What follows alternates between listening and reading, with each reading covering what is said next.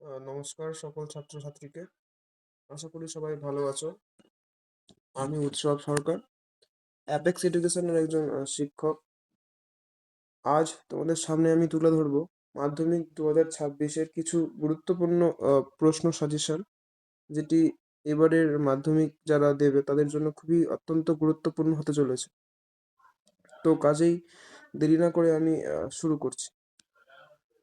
প্রথম অধ্যায় থেকে আমাদের প্রাকৃতিক ভূগোলের যে বহির্জাত প্রক্রিয়া ও তাতে তারা সৃষ্ট ভূমিরূপগুলো, এখান থেকে 2 মার্কসের জন্য তোমাদের দেখতে হবে অবরোহণ ও আরোহণ কাকে বলে এবং তাদের পার্থক্য, নগ্নিভবন, পর্যায়ন, ক্ষয়ীভবন, এছাড়াও বাক্সরুন, নুনটক্স, হামাদা, প্লায়া, ওয়াদি, মরুদ্যান, এইসব আমি সবগুলো তোমাদের বলে দিচ্ছি না, ভিডিও বড় হয়ে যাবে বলে তোমরা একটু ঠিক করে দেখে নিও।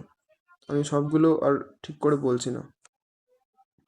আর অতি অবশ্যই যখন তোমরা 2 মার্কস বা 3 মার্কসের কোশ্চেন অ্যান্সার করবে, তখন যদি প্রয়োজন হয় তাহলে কিন্তু পাশে ছবি ছোট করে তোমরা অ্যাড করে দেবে। যদি প্রয়োজন না হয় তাহলে কোনো দরকার নেই, আর যদি প্রয়োজন হয় তাহলে অতি অবশ্যই তোমরা কিন্তু ছবি দেবে, তাতে কিন্তু নাম্বারটা পুরো ফুল পাওয়া যায়। এরপরে 3 মার্কসের জন্য তোমরা একটু ঠিক করে দেখে নাও আমি কি কি এখানে কোশ্চেনগুলো লিখেছি। আবহবিকারের আর ক্ষয়ীভবনের পার্থক্য, বদ্বীপ সৃষ্টির কারণ, সব নদীর বদ্বীপ গড়ে ওঠে না কেন, এইসব প্রশ্নগুলো খুবই অত্যন্ত প্রয়োজন, তোমাদেরকে পড়তে হবে। আমি খুব ছোট করে সাজেশনটা বানিয়েছি, এর থেকে শর্ট সাজেশন আমার মনে হয় না তৈরি হবে। এরপর একটা কোশ্চেন, সুন্দরবনের ওপর বিশ্ব জলবায়ুর প্রভাব, এটি খুব গুরুত্বপূর্ণ প্রশ্ন। এবার 5 মার্কসের জন্য আমরা দেখিয়েছি যে প্রতিবার কিন্তু এই যে প্রথম অধ্যায় থেকে 5 মার্কের একটা প্রশ্ন আমরা প্রতিবারই পাই, সেটা নদী থেকে হোক কিংবা বায়ু থেকে হোক কিংবা হিমবাহ থেকে হোক। তাই আমরা এবার নদীর ক্ষয় কার্য, তারপরে নদীর সঞ্চয় কার্য, বায়ুর ক্ষয় কার্য এবং বায়ু সঞ্চয় কার্য, এইগুলো খুব ভালো করে পড়বো। আর আমরা মোট 3টা চিত্র এঁকে সেটাকে বোঝাবো। পরীক্ষায় 3টা পয়েন্ট পড়তে দেয়, 3টা ভূমিরূপ দিক লিখতে দেয় এবং 3টা ছবি আঁকতে হয়। তো ভালো করে আমরা 3টা ছবি এবং 3টা ভূমিরূপগুলো দেখে নেব। এরপরে বায়ু আর জলাধারের মিলিত ক্ষয় কার্যের ফলে বা মিলিত সঞ্চয় কার্যের ফলে যে ভূমিরূপ সৃষ্টি হয় তা আলোচনা করব। হিমবাহের ক্ষয় ও সঞ্চয় কার্যের ফলে সৃষ্ট ভূমিরূপগুলো আলোচনা করতে হবে। ঠিক আছে, এটা একটু হালকা করে পড়ে রাখবে, এটা খুব বেশি দরকার নেই, তবে হ্যাঁ পড়ে রাখবে। এবার আমরা দেখবো বায়ুমণ্ডল অধ্যায় থেকে কি আসতে পারে। এরোজল 2 মার্কের জন্য, সমমণ্ডল, বিষমমণ্ডল কাকে বলে, উত্তাপের সমতা কি, আপেক্ষিক আর্দ্রতা, ইনসুলেশন, আমি সবগুলো পড়ছি না। হেয়লের সূত্র, এগুলো কিন্তু খুবই গুরুত্বপূর্ণ। এরপরে 3 নম্বরের জন্য যে প্রশ্নগুলো আমাদের দেখতে হবে সেগুলো হচ্ছে যে আয়নোস্ফিয়ারের মেরুজ্যোতির সৃষ্টি হয় কেন, আন্টার্কটিকায় ওজোন হল সৃষ্টির কারণ, ওজোন স্তর ধ্বংসের কারণ, বিশ্ব উষ্ণায়নের প্রভাব, স্থলবায়ু ও জলবায়ু ও সমুদ্রবায়ুর পার্থক্য লেখো। ঠিক আছে, এগুলো এখান থেকে খুবই একটু ভালো করে দেখে যাবে। বৃষ্টির ছায়া অঞ্চল, তারপরে ভারতকে মৌসুমী বায়ুর দেশ বলা হয় কেন, উল্কাপিণ্ড বায়ুমণ্ডলে উড়ে যায় কেন। এবার আসছে আমাদের 5 নম্বরের প্রশ্নগুলো। বায়ুমণ্ডলের উষ্ণতার তারতম্যের কারণ, এটা কিন্তু খুবই গুরুত্বপূর্ণ প্রশ্ন অধ্যায় 2 থেকে। বিশ্ব উষ্ণায়নের 5টি গুরুত্ব আলোচনা করো। চিত্রসহ বৃষ্টিপাতের শ্রেণীবিভাগ করতে বলেছে। ঠিক আছে, এগুলো কিন্তু দেখে নিবে। এবার অধ্যায় 3 থেকে বাড়িমণ্ডল থেকে 2 নম্বরের যে প্রশ্নগুলো তোমরা দেখবে সেগুলো হচ্ছে শৈবাল সাগর, মগ্নচড়া, বান ডাকা, সারাসারি বান, ভরা ও মরা জোয়ার কাকে বলে, এদের পার্থক্য, অ্যাপোজি, পেরিজি, পারলে একটা দেখে নিও সিজি কি, ছবি সহ কিন্তু এগুলো, এই যে অ্যাপোজি, পেরিজি, এগুলো কিন্তু ছবিটা সবার সঙ্গে করে দেখে নেবে, যখন পৃথিবী চাঁদের অবস্থানটা এখানে বোঝায় দূরে বা কাছে। ঠিক আছে, 3 নম্বর হচ্ছে সমুদ্র স্রোত ও সমুদ্র তরঙ্গের পার্থক্য দেখে নেবে, পেরিজিয়ান ও অ্যাপোজিয়ান জোয়ার।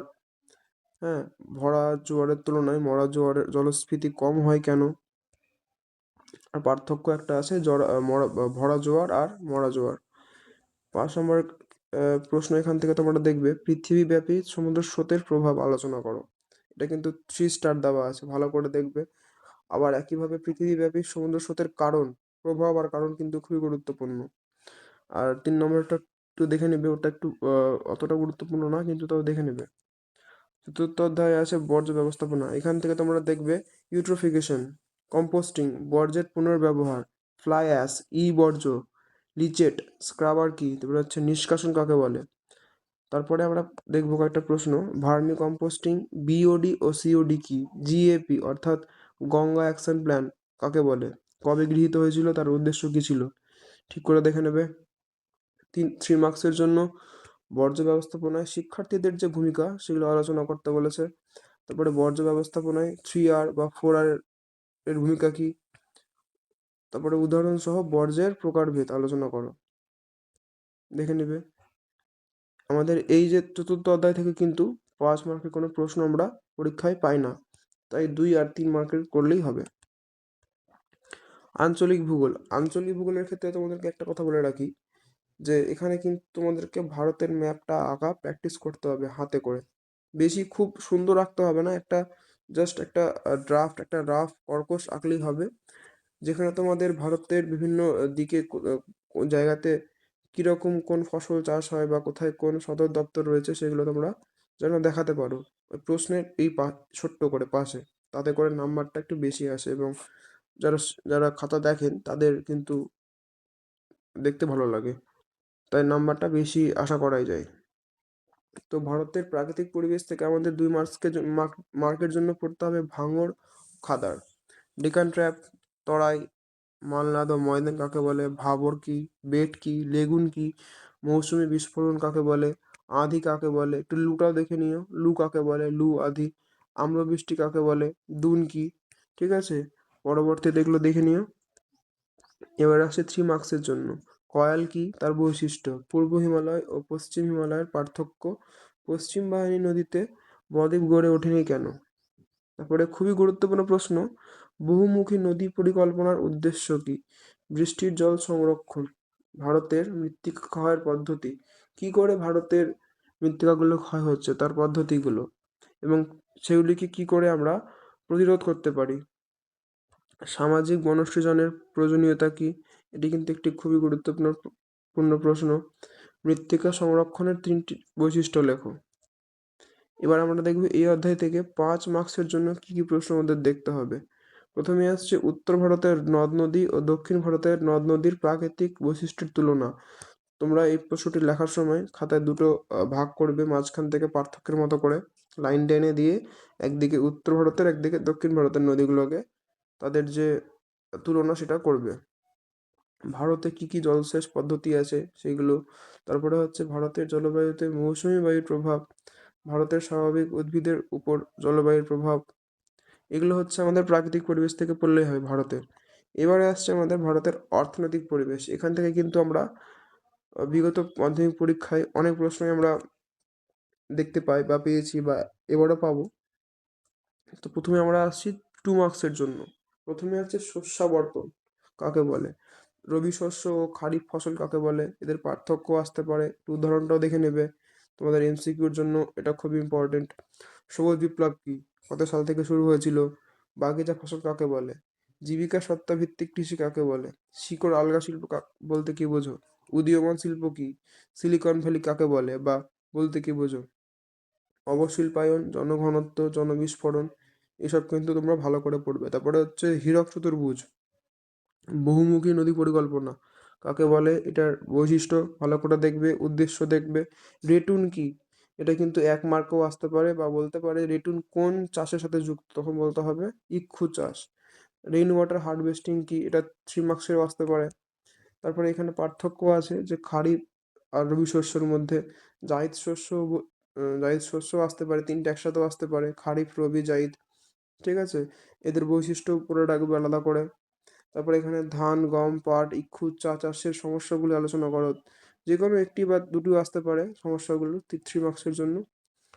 ভারতীয় কৃষির সমস্যা ও সমাধান, তারপরে দক্ষিণ ভারতের কফি চাষ বিখ্যাত কেন, কাকে কেন ভারতের রুড় বলে বলে, পূর্ব ভারতে বস্ত্র শিল্পের কেন্দ্রীভবনের কারণ, জনসংখ্যা বৃদ্ধির কয়েকটি কারণ, জলপথকে উন্নয়নের জীবনরেখা বলে কেন, এটা কিন্তু খুবই গুরুত্বপূর্ণ প্রশ্ন। এবার আসছি আমরা এই অধ্যায়ের সব থেকে গুরুত্বপূর্ণ একটা টপিকে। 5 নম্বরের প্রশ্নগুলো কিন্তু এখান থেকে একটা তোমরা পাবেই, যেমন আমরা প্রথম অধ্যায়ে দেখলাম নদী কিংবা হিমবাহ কিংবা বায়ু থেকে একটা প্রশ্ন আমরা পাচ্ছি, তেমনই কিন্তু আমরা এই অধ্যায় থেকে এই যে চা, কার্পাস, ধান বা ইক্ষু থেকে একটা আমরা প্রশ্ন পেতেই পারি। তো চা চাষের অনুকূল পরিবেশটা এবারের জন্য খুব গুরুত্বপূর্ণ, কার্পাসটা, তারপরে ধান, এদের কিন্তু অনুকূল পরিবেশ। অনুকূল বললে কিন্তু প্রাকৃতিক এবং অর্থনৈতিক দুটোই করতে হবে। আগে চা লিখবে, এগুলোর কিন্তু লেখার একটা গদ আছে। তোমরা যদি আমাকে বলো তাহলে তোমাদেরকে আমি এটা হোয়াটসঅ্যাপে পাঠিয়ে দেবো, তোমরা কমেন্টে জানাবে। পশ্চিম ভারতে পেট্রো রসায়ন শিল্প গড়ে ওঠার কারণ, এটা কিন্তু খুবই গুরুত্বপূর্ণ প্রশ্ন। আর এই ক্ষেত্রে কিন্তু তোমরা সবটিতে ছবি দেবে ভালো করে, ভারতের ম্যাপটা এঁকে কোথায় বেশি করে চা উৎপাদন হয়, ঠিক আছে, কোন রাজ্যে বা কোন অঞ্চলে, তারপরে কার্পাস, ধান, তারপরে কোথায় ভারতের পেট্রো রসায়ন শিল্প গড়ে উঠেছে, এগুলো কিন্তু ভারতের ছোট করে ম্যাপ এঁকে সেখানে দেখাতে হবে। ভারতের পশ্চিমাঞ্চলে কার্পাস শিল্প কেন গড়ে উঠেছে এগুলো, তারপরে ভারতের জনসংখ্যা বন্টনের বা জনঘনত্বের তারতম্যের কারণ, এটা কিন্তু খুবই গুরুত্বপূর্ণ। তারপরে পরিবহন ব্যবস্থার গুরুত্ব লেখো, এগুলো হচ্ছে খুবই ইম্পর্টেন্ট কোশ্চেন আমাদের এই অধ্যায় থেকে। অধ্যায় 6 থেকে আসছে উপগ্রহ চিত্র ও ভূবৈচিত্র্য সূচক মানচিত্র। এখান থেকে 2 মার্কসের জন্য সিনক্রোনাস উপগ্রহ কি, তারপরে হচ্ছে জিও স্টেশনারি উপগ্রহ কি বা এদের পার্থক্য আসতে পারে, দূর সংবেদন কি, সার্ভে অফ ইন্ডিয়া কাকে বলে বা কি, ঠিক আছে, পিক্সেল কি, ভূবৈচিত্র্য সূচক মানচিত্র কি, আন্তর্জাতিক সিরিজ মানচিত্র কি, তারপরে এফসিসি বা ফলস কালার কম্পোজিট, এখানে তোমরা একটা অ্যাড করে নিও, ট্রু কালার কম্পোজিট অর্থাৎ টিসিসি। এখানে এফসিসি এবং টিসিসি কিন্তু পার্থক্য আসতে পারে, বা সেন্সর কি আর অ্যাক্টিভ সেন্সরে কিন্তু দুই ভাগে ভাগ করা হয়, অ্যাক্টিভ আর প্যাসিভ, এটাও আসতে পারে। 3 মার্কসের জন্য হচ্ছে ভূবৈচিত্র্য সূচক মানচিত্র এবং উপগ্রহ চিত্রের পার্থক্য আসতে পারে, ঠিক আছে, এরপরে উপগ্রহ চিত্রের ব্যবহার। এভাবে করে এখানে আরও অনেক প্রশ্ন তোমরা দেখতে পাচ্ছ। ভূবৈচিত্র্য সূচক মানচিত্রের বৈশিষ্ট্য বা গুরুত্ব, এগুলো তোমাদের জন্য খুবই ইম্পর্টেন্ট।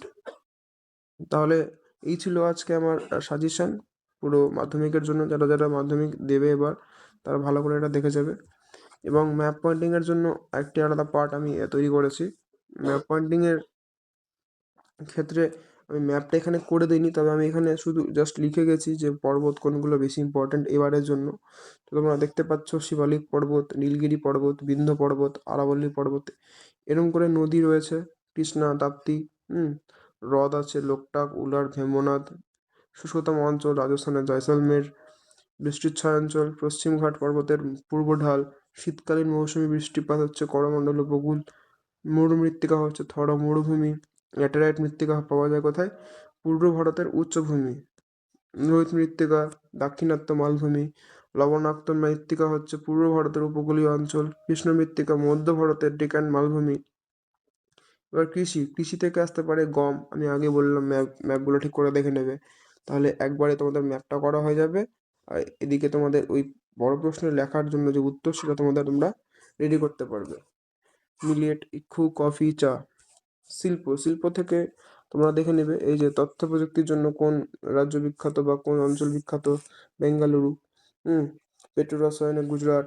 তারপরে ইঞ্জিনিয়ারিং শিল্প হচ্ছে বিশাখাপত্তনম বা চিত্তরঞ্জন।